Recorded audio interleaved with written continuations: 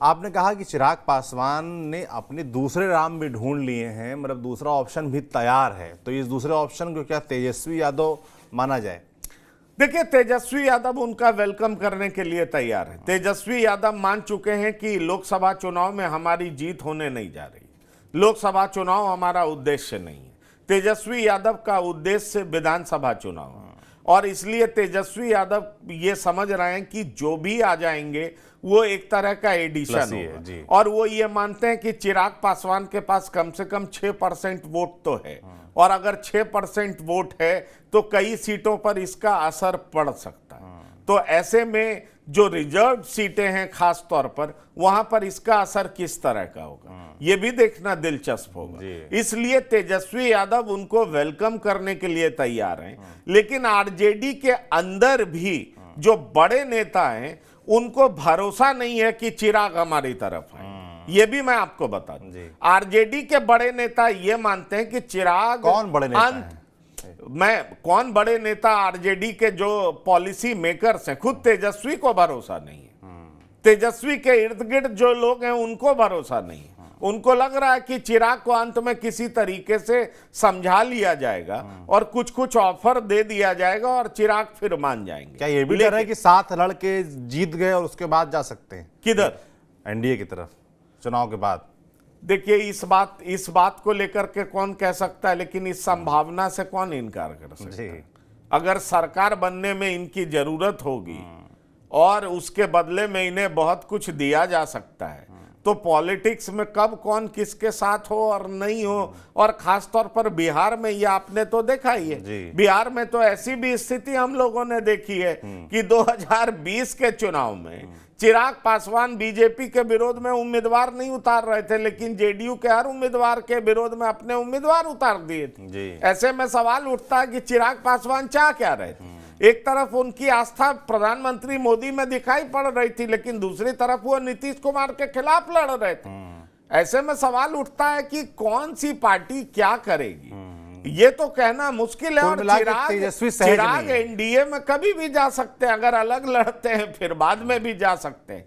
पर आज के प्रोग्राम में जो हम दर्शकों को बताना चाह रहे हैं, वो बताना ये चाह रहे हैं कि चिराग को लेकर के जो सस्पेंस है और चिराग की जो नाराजगी हमने देखी है कि प्रधानमंत्री के साथ स्टेज पर वो नहीं दिख रहे हैं, और वो नहीं दिख रहे हैं तो इसकी वजह क्या है? इसकी वजह उनके अंदर नाराजगी है, इसकी वजह उनके अंदर असमंजस की स्थिति है, इसकी वजह उनके अंदर ये इस विश्वास का बढ़ जाना है कि अब बीजेपी नीतीश कुमार को ज्यादा तवज्जो दे रही है।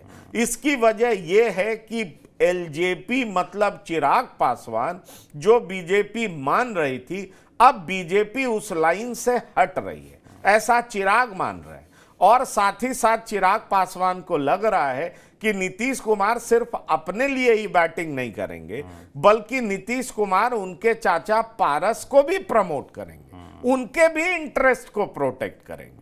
तो कुल मिलाकर के चिराग कैंप में इसी बात को लेकर के नाखुशी है, इसी बात को लेकर के चिंता है, इसी बात को लेकर के दुख है, और इसी दुख का समाधान ढूंढने की कोशिश बीजेपी करती है या नहीं करती है। क्योंकि जहां तक बीजेपी की लोकल इकाई की बात है, बिहार की बात, तो हर सीट पर 3-3 उम्मीदवारों का नाम सेलेक्ट कर लिया गया है। अब केंद्रीय समिति जो है तय करेगी कि उसमें से कौन लड़ेगा, क्योंकि हर सीट पर कई नामों की चर्चा हुई। अब 3-3 नाम हर सीट पे होगा।